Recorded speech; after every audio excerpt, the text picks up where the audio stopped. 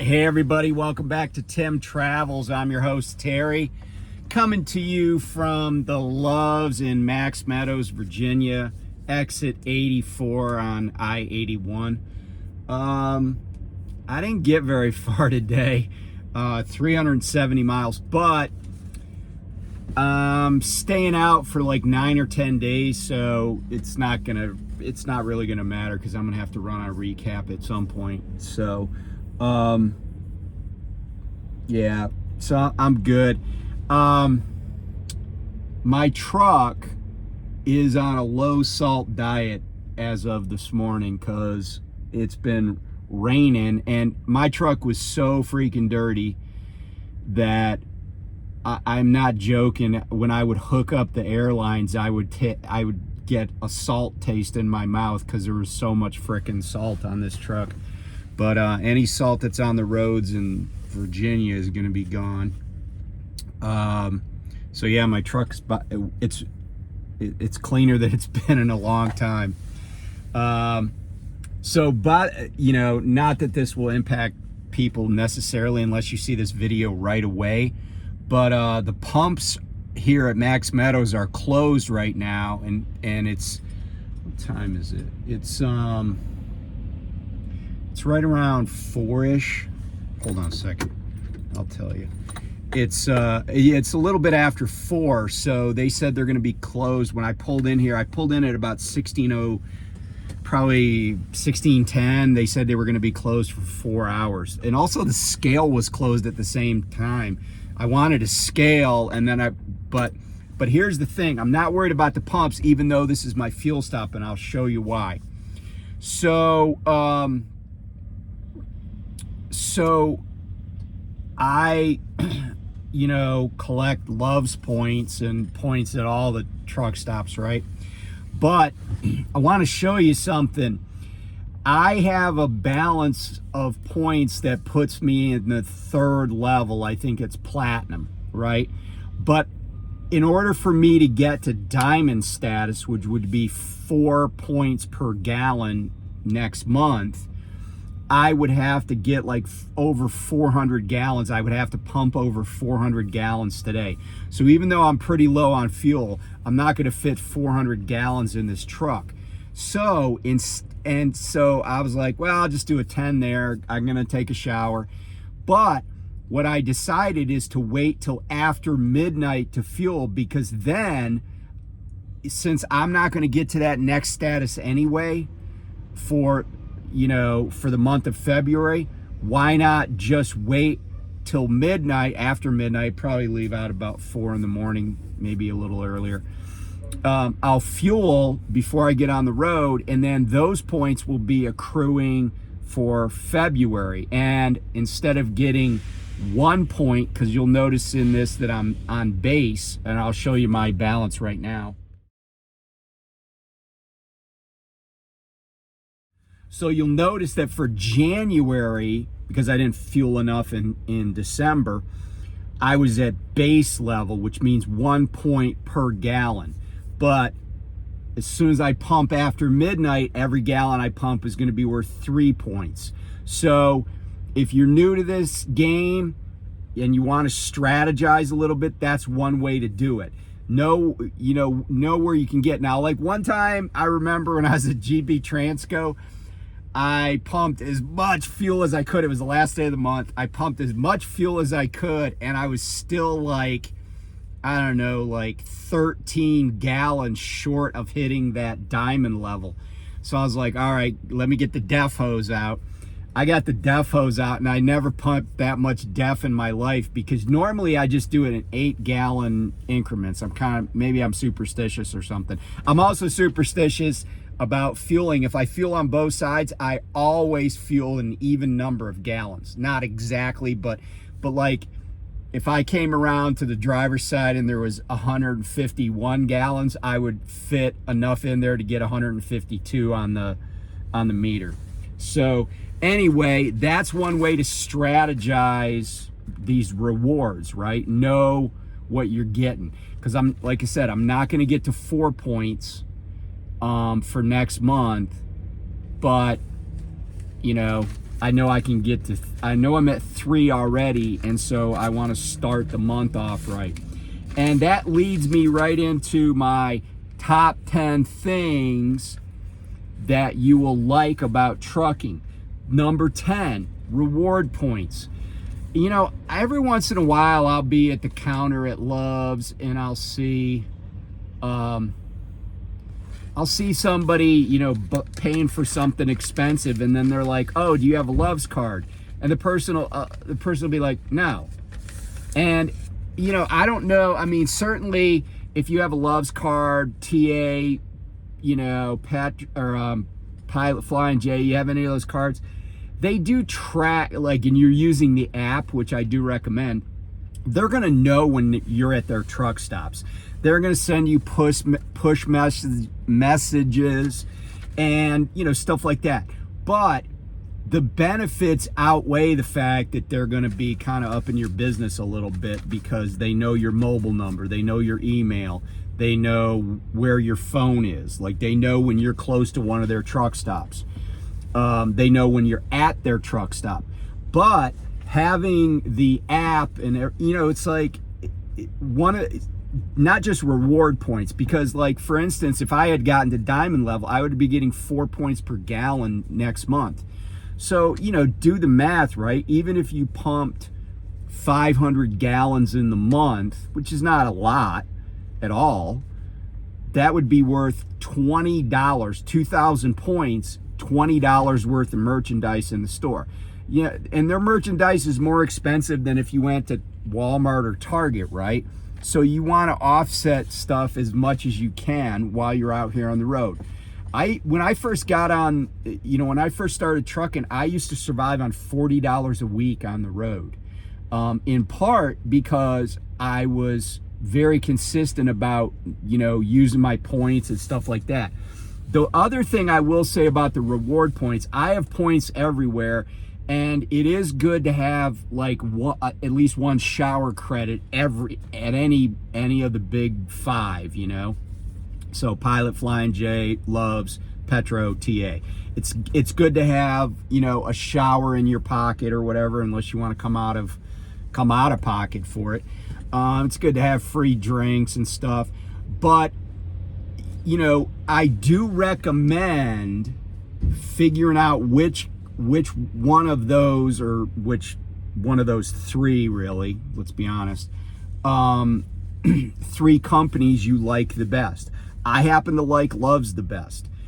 Love's truck stops are tend to be newer than the other 2 brands, but the other 2 brands have other advantages. And, you know, learn about all their programs, and, you know, you're going to be out here, you're going to be spending money, and, you know, when you're getting points but spending the company's money like I am, it's a bonus, right? It's like extra income.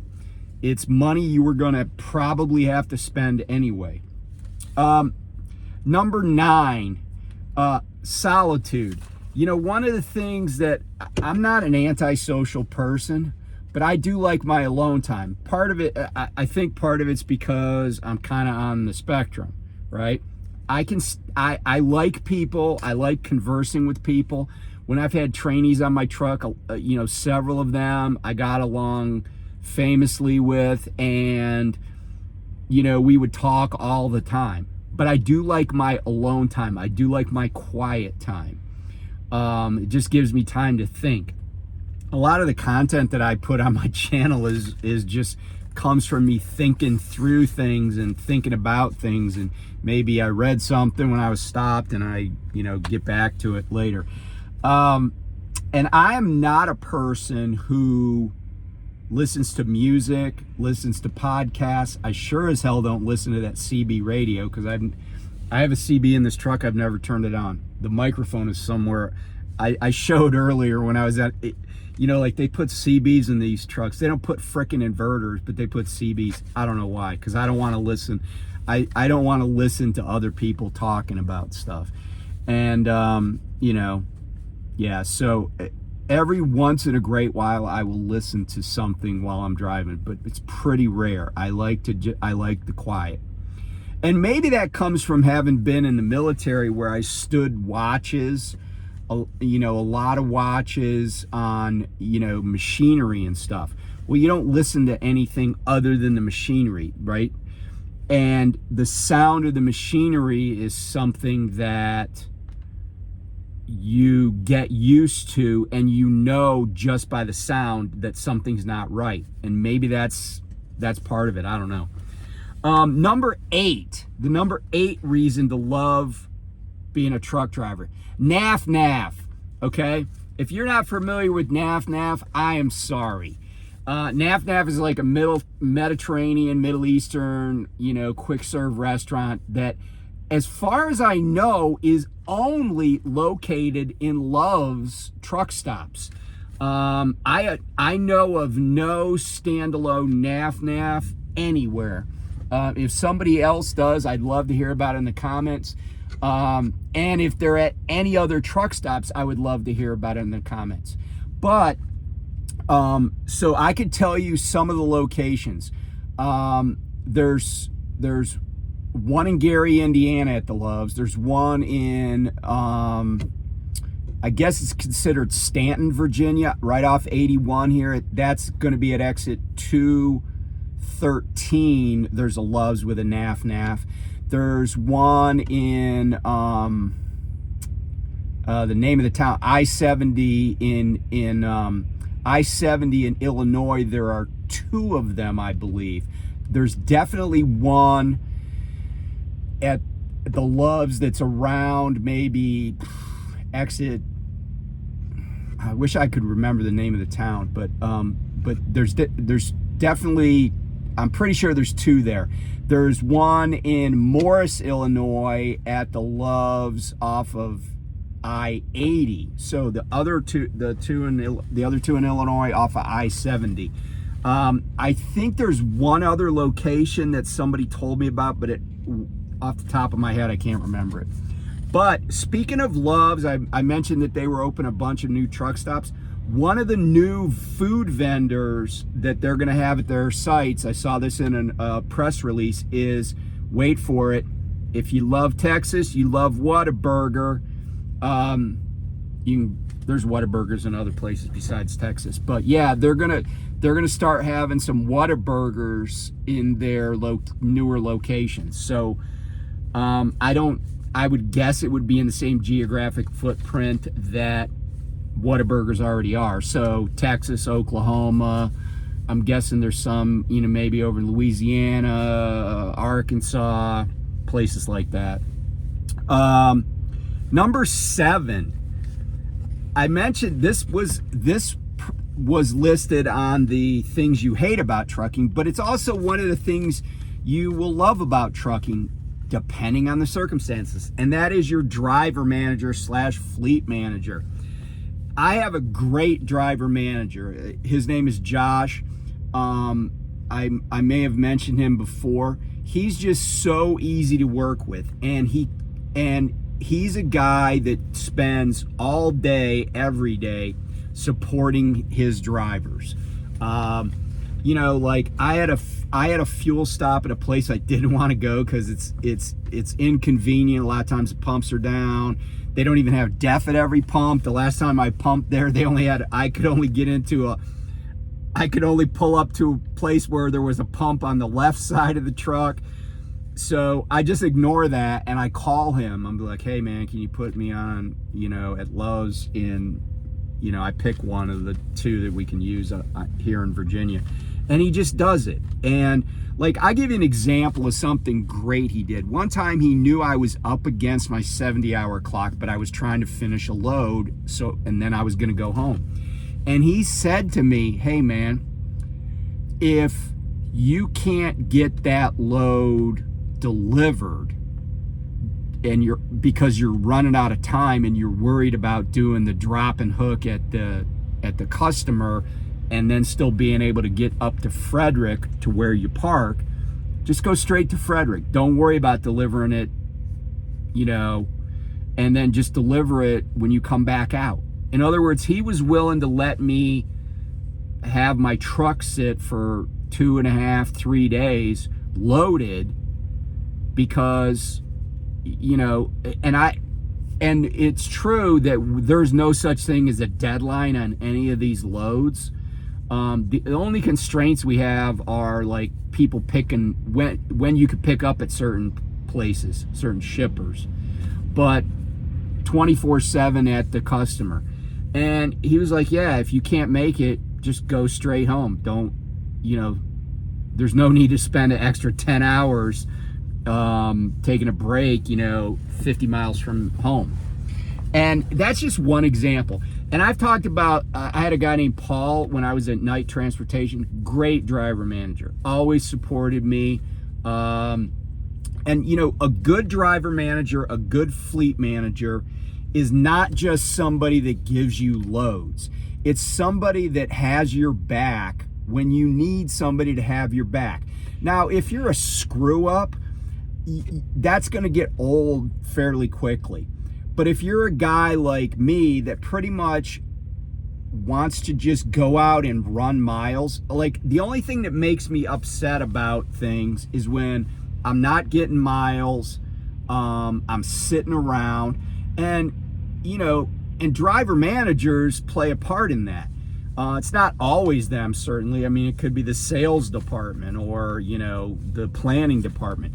But driver managers are people that know that their drivers need support periodically.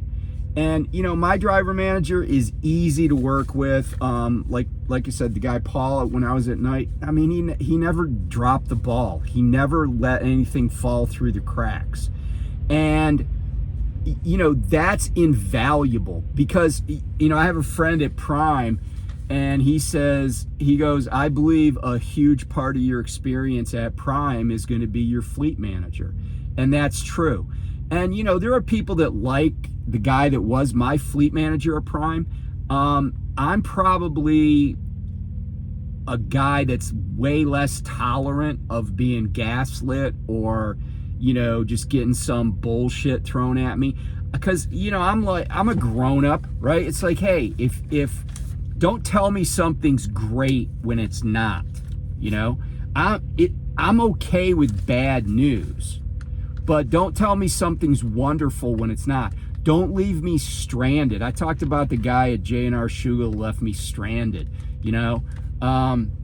my fleet or my driver manager at Well, I mean, for weeks I was trying to get paid something that she said she was going to get me.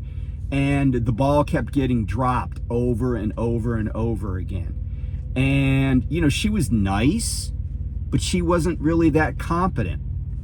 And when you're out here by yourself, that's your lifeline to the company. And you want to have, if you have a great driver manager, you have a great experience at a company. And good driver managers keep people around. You show me a company that has horrible retention, I'll show you a company that probably has horrible driver managers. It kind of goes hand in hand because when you've been around this industry for a while, when you find somebody that you're like, man, we're yin and yang, man, we're macaroni and cheese, we're carrots and peas, you're like, man, even if it's not, everything else isn't perfect, you want to stick around. Number 6, being left alone. I was talking about the solitude, and solitude is just the quiet and stuff, but also being left alone. Like, I don't like people that don't treat adults like adults when those adults are adulting. And what I mean by that is this. When you have somebody that's competent, you don't need to call them to tell them or send them messages going, hey, make sure you do your pre-trip. Oh, hey, you don't need to babysit people. And the good managers know that. They, sometimes, like, you might go a week without talking to your fleet manager or driver manager, right? You're doing your thing, they're doing theirs. Now, it just so happens that the driver manager I have right now, I talk to him probably every day, but it's only because I I like this fuel stop, right? I was like, hey, can you put this fuel stop on me? He's like, sure. And I will say this about my current driver manager. He's probably one of the more talkative guys I've had. And even though I know he's swamped, he's always got time to, be a listener and, explain what's going on, or, it's just a good relationship. And I even said to somebody, I said, if he left, then I would consider leaving. So being left alone, if you want to be left alone, they should leave you alone as long as you're doing your job. And that's, a lot of people like that. Number 5, the pay and benefits. Now, nobody in trucking gets paid enough.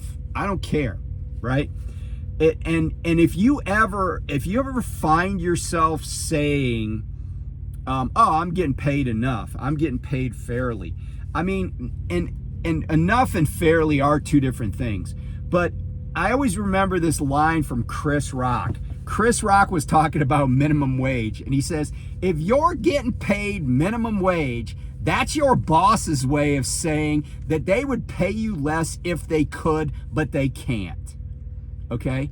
And the reason that's important to kind of be considerate of is that you should always know that your value to your company is greater than how much you're being compensated. And I've talked in the past about the bargain for exchange. And the bargain for exchange is simple. It's like if I had a car for sale for $3,000 and somebody pays me $3,000 for that car, the bargain for exchange is this theory of contract law, but I'll apply it to employment here in a second, right? And what that bargain for exchange means is that that car was worth some amount less than or equal to $3,000 to me. And that car was worth some amount equal to or greater than $3,000 for the purchaser. In other words, have you ever heard somebody say, hey, I'll pay you $1,000 to do that, and you're like, and the other person's like, okay, and just so you know, I would have taken $900, and then the person that's going to be doing the paying says, just so you know, I would have gone to $1,100, right? That's the bargain for exchange. But here's the thing: I make good money. Like, I think I grossed and I don't normally like talking about pay, but just as an example, I just saw my pay statement for today. And I think in January, I grossed almost $7,000. And I really didn't work that hard. I took a couple of snow days. I take time off whenever I feel like it, right? So I think if I really ran hard, like I used to run, and was just out for like 4 weeks, it probably would have been closer to like, it would have easily been $8,000. But I don't run like that anymore, and I'm glad to be home every few days. This period I'm on now, I came out in the middle of the week, so I was just like, hey, I'm gonna work till a week from Saturday, a week from tomorrow, but then I'm taking Sunday, Monday off, or part of Monday, all Sunday, part of Monday, because I have a dentist appointment. But then my daughter wants me to chauffeur her and some friends to a Valentine's Day dance on the 14th. So the 10th I have a dental appointment. I'm gonna go back out for 3 days, come back. So I'm kind of piling up, some miles, if you will. Benefits. A lot of I've said a lot of companies have crap benefits, but if you have no benefits, like you have no health insurance, it's better than nothing. It's getting your foot in the door. Same thing with 401ks. I think a lot of companies have horrible 401ks, and you might do better in a different environment with a different investment vehicle. But if a 401k helps you be a more disciplined investor towards your retirement, then that's a good thing. And getting back to the pay, right? even the lowest level trucking jobs, if they're with reputable companies, and I'll leave it to you to decide what's reputable, but even the lowest paying jobs, like I was making, when I first went solo at night, I was making 36 cents a mile. And then after 30,000 miles, I got this huge pay increase to 40 cents a mile. And they had other compensation, other kind of bonuses. So, it wasn't horrible. It wasn't great. But you should know that this industry pays, given the fact that you could have basically a fourth grade education, it pays pretty good and pretty consistently. And there's almost always work somewhere. That being said, don't ever think you're getting paid, more than you should, because that's never true. And the bargain for exchange is the reason. You should always want more, because there's going to come a day when you can't get anything, and that more that you got when you could will come in handy. So take if you're new to the industry, get the best deal you can, get your training, and then change jobs. And people have called me a job hopper like it's a bad thing. Every single time I had a good reason for going somewhere. And in this job in particular, I kind of fell into, right? I didn't, if you'd asked me a year ago, hey, how would you feel about being on some dedicated sawdust account, I'd have been like, nah, that's not for me. But it's working out pretty good so far. Anyway, number 4, one of the great things, a different experience every day. I drive a lot of the same roads now, but I see different things every day. I see stupid things every day. I see different things on the road every day. I see different wrecks every day. But generally speaking, driving a truck is a different experience every day. There is continuity. I mean, it's kind of like being being out on the ocean and being on a ship, right? You're navigating, you're conning the ship, whatever you're doing every day, and it's the same thing, right? It's your job, it's what you're trained to do, but it's different every day. And maybe that's why I like the military. I gotta say, somebody asked me about the stress of being a lawyer versus the stress of being a truck driver, and I said, the stress of being a lawyer is that the stress is long lasting. I did different things every day, right? I went to different courthouses, had different cases, but I could tell you that I could do that in my sleep, right? Like I would get up, be like, good morning, Your Honor, Terry for the plaintiff, Bank of America, blah, blah, blah, and they'd be like, doesn't look like the judge would say, doesn't look like the defendant's here. I'd be like, Your Honor, we just request that this revert to affidavit. All right, counsel, can you give me updated numbers? And I'm like, the numbers are the same as on the worksheet in the complaint, blah, blah, blah, interest. And then he'd ask me maybe a couple of questions, and then I'd be like, he goes, counsel, do you have any other cases with us today? No, Your Honor. May I be dismissed? Yes. Have a good day. Thank you, Your Honor. Every day, right? It was just the names were changed, the case numbers were changed. And then I'd get in my car and drive to the next courthouse, drive back to the office, whatever, maybe drive home. But different experiences every day. I think that's fun, right? To me, it's fun. But it's the same job, so it's not like you're driving a different truck every day. Or you're driving like an earth mover one day and a semi the next, and then like you're driving a backhoe the next day. Number 3, sense of accomplishment. Even though this is not a job that requires like a college degree, it doesn't require months and months and months of training to get into. There's something about this, like I used to have cases, that would last months or even years. And the nice thing I like about trucking is I pick up, so I get from dispatch to being totally done with that load, including paperwork, being submitted, it's never more than a week. It's never more than a week. Even if I had a cross-country load, it wouldn't be more than 7 days, right? And really, it's like now I kind of do stuff every day, day and a half, I'm delivering a load, right? But there's a sense of accomplishment of finishing something, starting something, seeing it through, and finishing it. And a lot of jobs, you never get that. You just don't get that. You go to an office, you manipulate a bunch of spreadsheets, and it's just, it's just every single, like I used to tell people at my law firm, I'd be like, look, go home, because the work is never done. Right? We're never, eventually we finished, we closed.